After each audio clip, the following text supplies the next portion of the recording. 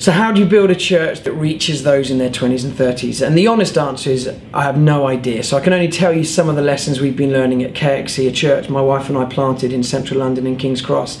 And the two of the things we recognised were deep longings within the 20s and 30s, simply for authenticity and adventure. They want something authentic, and they want something that's going to be an adventure to be a part of.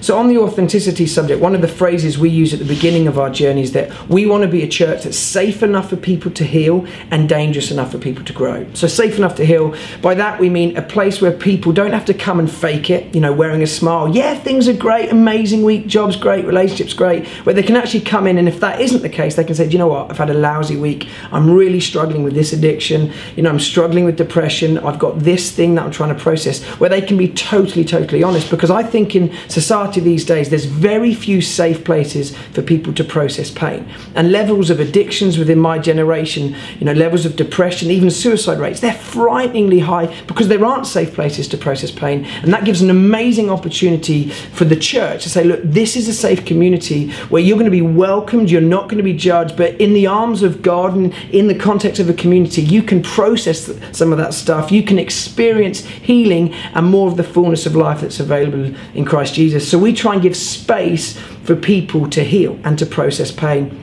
But we also want to be dangerous enough to grow. In other words, we want to put people outside comfort zones where they begin to grow. So we do things out in the streets in terms of mission and other activities where people are like, oh, this isn't my comfort zone, but I'm beginning to develop faith. And when people develop faith, that's when you see most of God's kingdom move. And historically speaking, it's always been when the church are outside comfort zones that they see most progress in terms of the kingdom. That's where miracles take place. When you're not in comfort zones, leaning on your own strengths, but you're saying, God, I'm out of my comfort zone. I just trust that you're going to show up and do something. So we try and do both. Here's a safe place to find community and to heal, but we don't want you just to live in a safe place. We want to throw you outside comfort zones where you're going to grow and develop faith.